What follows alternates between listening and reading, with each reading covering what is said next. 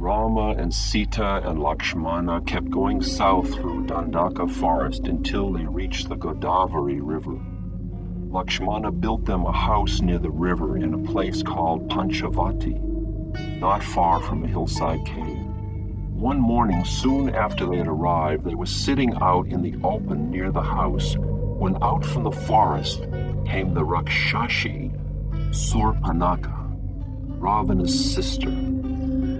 Surpanaka was misshapen and mean. She had a pot belly and ears like flat baskets, claws on her fingers and toes, squinty eyes, and messy hair. She saw Rama and desired him. She was gnawing a raw bone, but she threw it away and leered at Rama. She pointed at Sita and said, "Why keep that skinny girl?" Rama stood up and said, "I am Rama." "And I am Surpanaka. I have chosen you for my husband." Rama smiled at her.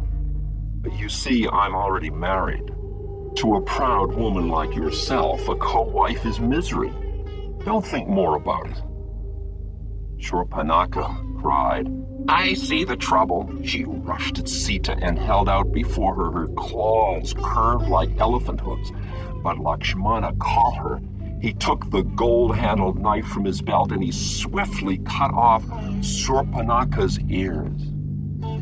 Surpanaka ran away bleeding and fled to the Rakshasa garrison commanded by General Kara.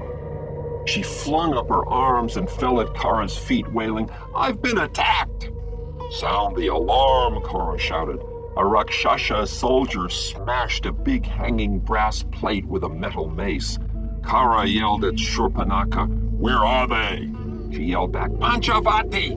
The Rakshasa garrison assembled 14,000 strong. Kara stood before them and said, "Like death, let us kill the 3 humans and please this lady." In Panchavati, Rama's arrows started to smoke.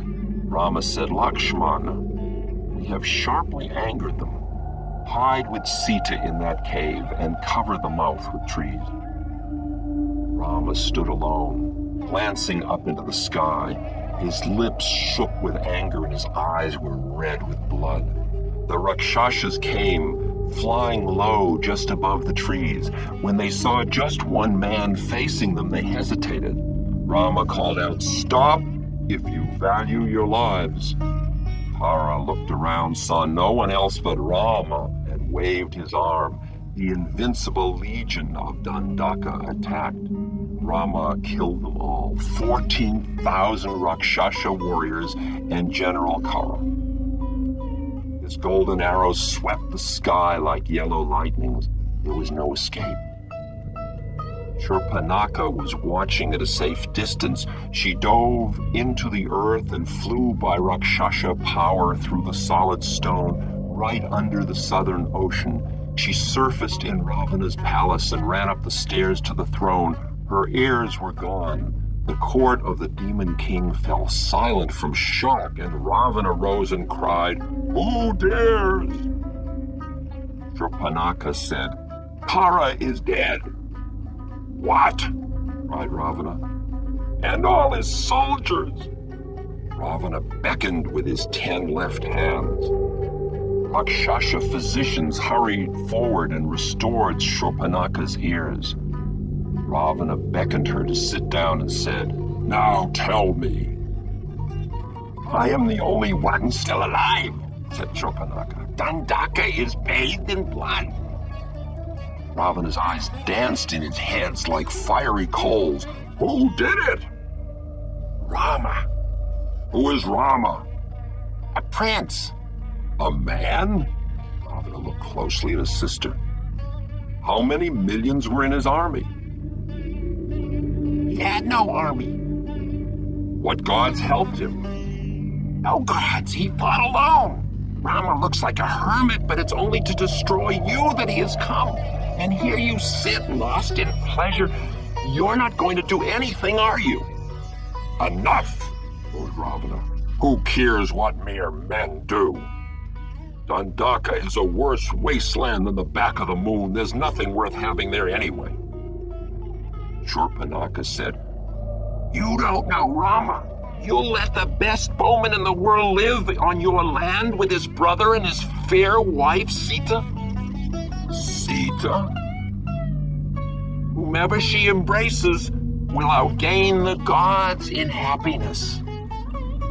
She is more beautiful than any of your wives. Her skin is gold, her eyes are dark, her breasts are full, her waist is slender as an ant's. Sita? Demon King dismissed his court and retired alone to his rooms. Early the next morning, Ravana went alone to his stables. He got on a small gold chariot pulled by asses with the faces of fiends. The chariot rose into the air, and Ravana flew north, across the vast ocean. Ravana's uncle Maricha, whom Rama had shot but not killed while defending Vishwamitra's sacrifice, sat alone in a clearing. Ravana's chariot came soaring down and landed. The Demon King walked over to his uncle and said, "How good to see you, my old friend." "Why are you here?" asked Maricha. Ravana said, "The Dandaka demons have all been killed by—" "Stop!" Maricha looked around. "Ravana, do not speak that name in my hearing. Fear of him has made me a hermit." "And you know about it?" said Ravana. "I saw Kara's legion die by magic sight." "I won't let him get away with it," said Ravana. "His dear-loving Sita is in the very bloom of her passionate youth." Maricha looked at Ravana as though he saw him already dead. Innocent Sita? What enemy disguised as your friend mentioned Sita's name to you?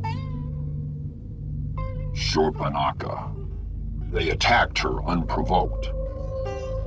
"No," said Maricha. "Her heart envies you your fortune. She will ruin you by your own hand."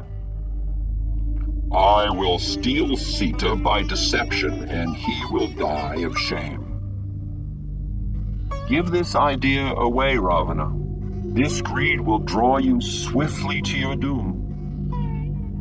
Ravana smiled. "I don't listen to criticisms anymore. Just tell me the good parts. Come, delay defeats any deed. Change yourself into a golden deer and help me. You lure Rama away out of earshot. I'll do the rest." "No." Ravana yelled, "Then I'll kill you. Don't you fear death?" "Why should I?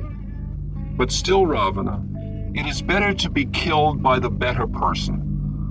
I will lead him away and let him kill me."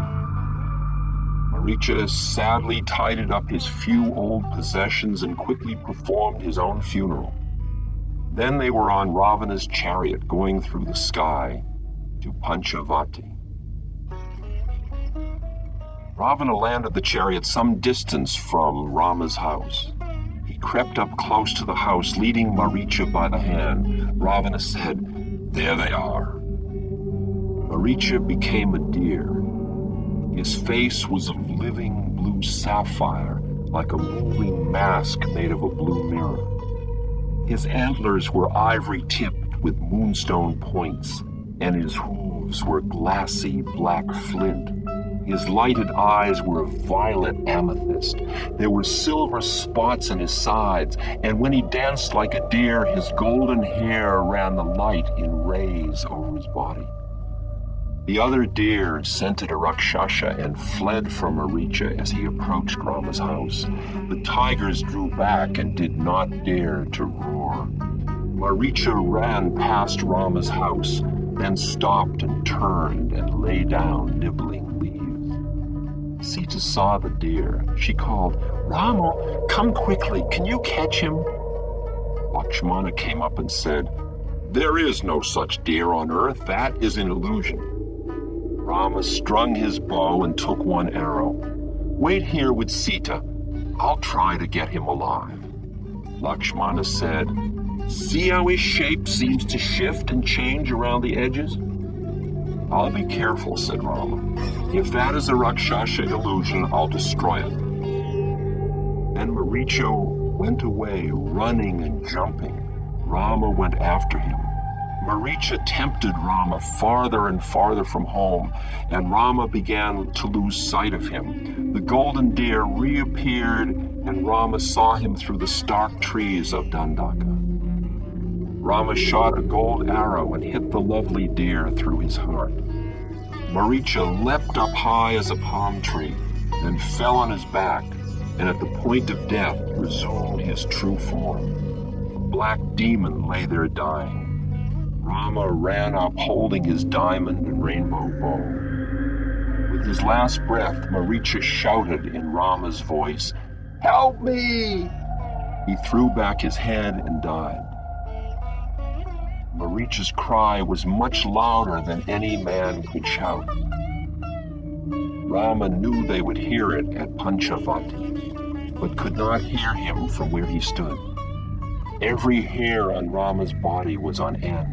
He ran for home as fast as he could. Sita heard Rama's voice cry help and said, "Lakshman, he's hurt." "That is not truly his voice," said Lakshmana. "That deer was a demon, don't you understand?" Sita wept. "Would you let him die? Oh, you don't care, you don't care." She looked wildly around, then started to go after Rama herself. Lakshmana held her back. She pleaded, "Let me go, Rama." Lakshmana held her and looked her right in the eye. He sighed and frowned. She was breathing fast. She said, "Then is it me you want? Take me, but save Rama." Lakshmana covered his ears. Real anger was on his face. He saw red Sita, red trees, red sky.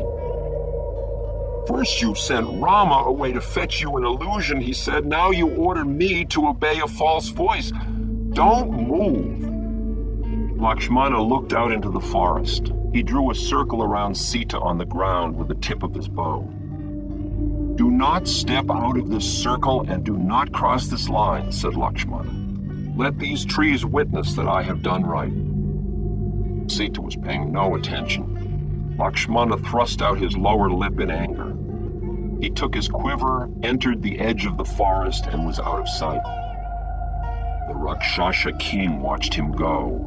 Then Ravana came boldly across the clearing toward Rama's house, covered with the disguise of an old holy man. He came and stood silently by Sita's house as holy men do when begging their daily food. Sita stepped over Lakshmana's line and said, "Worshipful Brahmana, be our guest." Ravana spoke very fierce. "How do you come to live here alone, my girl, in perilous Dandaka land?" "I am Sita. Don't fear demons, for my husband Rama will be back soon. Tell me your name and family." Ravana said, "I am the Rakshasa king, Ravana. I rule the universe. Come to me, Sita. I will take you to Lanka, and I will put you over all my other queens." "A firefly courting the sun?" Sita laughed. "Never." She looked toward the quiet forest but could see no one. "Woman, I am Ravana, feared by the gods." Ravana clapped his hands, and his disguise fell away. He was tall as a tree. He had 10 dark faces and 20 dark arms and 20 red eyes, red-rimmed like fire. Ravana shook his heads and rattled his crowns and looked down at Sita. "I will have you." Ravana bent down, a black mountain come to life. Sita knelt near his feet, hiding her face, clinging to a tree.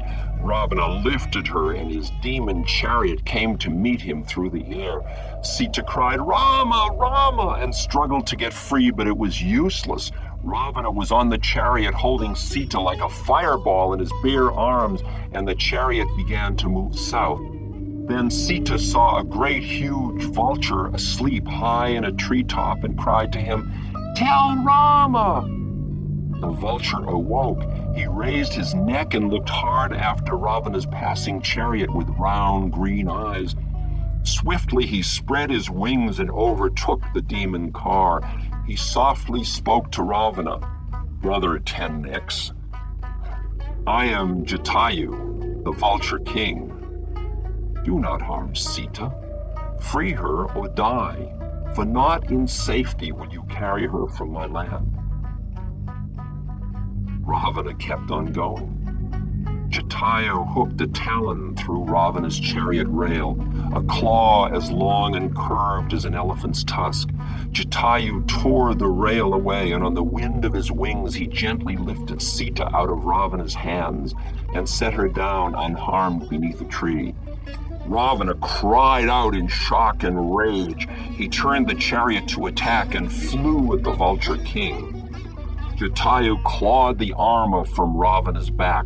With his wings, he struck Ravana down and sent him falling. In blind fury, Jatayu ripped the asses that drew the chariot to shreds. He shattered the car with one wing stroke, and the golden chariot wheels spun through the sky like two suns. The old war king Jatayu screeched in triumph. Ravana lay on the earth, faint and bewildered, streaming blood and only armed with a sword still at his waist. But Jatayu was exhausted. His vision faded and blurred, and he could not see. Ravana saw his blindness and rose to attack. Jatayu struck him by sound. Jatayu hooked his talons into Ravana's back, and with his mouth wrenched off Ravana's 10 left arms, one by one. All Ravana's faces trembled in pain, but those 10 arms grew right back. Jatayu could not see them and thought they were destroyed for good. Ravana drew his sword with one left hand, and he cut off Jatayu's wings with it. The vulture king fell dying. Sita ran to him where he lay and held his head and wept over him. Ravana roughly tore her away with bloody hands. He flew south with her very fast, as though driven through the sky before an evil wind. Ravana carried Sita south across a dark river. Looking down, she saw 2 monkeys standing on a hill by a lake watching them, shading their eyes, one gold monkey and one white one. Sita reached down her hands and broke the anklets off from her legs and let them fall. She took off her earrings and dropped them. She tied Guha's necklace in her yellow scarf edged with gold and dropped it also. Ravana did not notice. He sped away, and Sita's hair streamed out on the wind. The 2 monkeys watched, with their yellow-brown eyes never blinking.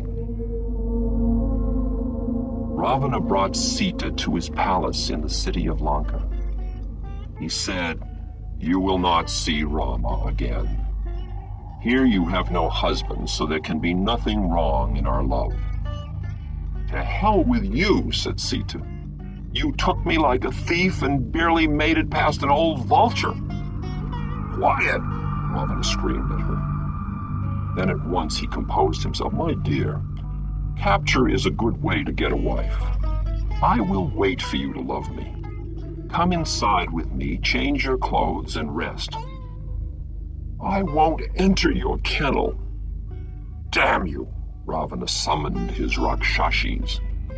"Imprison her in the grove of tall Ashoka trees behind my room, and guard her day and night." The demoness took each of Sita's arms and led her away. Then the demon king called after Sita, "When winter begins and the sun turns north, if you haven't come into my bed, I'll eat you minced for breakfast."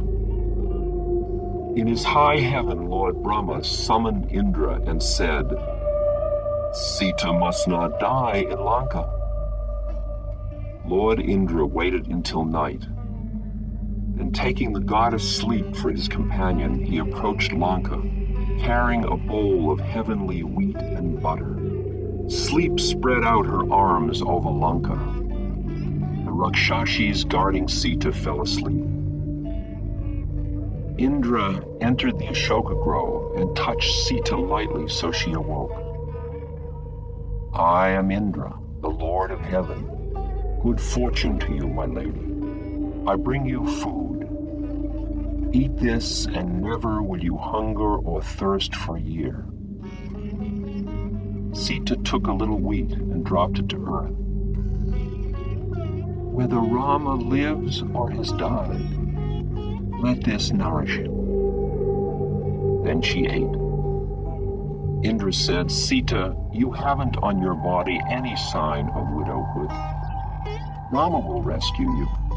Those monkeys will tell him that they saw you.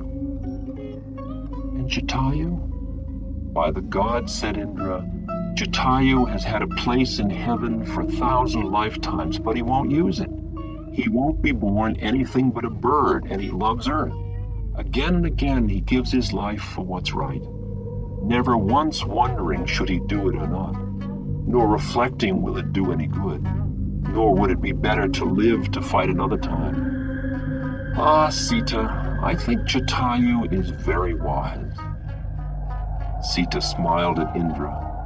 The Lord of Gods touched his hands, knelt before Sita, and returned to heaven. In Dandaka forest, Rama, running for home, met Lakshmana running towards him and shouted, Go back! They ran home together. They found their house empty, and they looked everywhere for Sita. Lakshmana carefully examined all around their home. He found a huge footprint. The highest branches of many trees were broken. Some deer came and looked at Lakshmana, then jumped and ran south, looking up at the sky and back at the house and at the earth, and they were making little sounds. Lakshmana went to Rama and said, She was taken in an aerial car to some place south from here.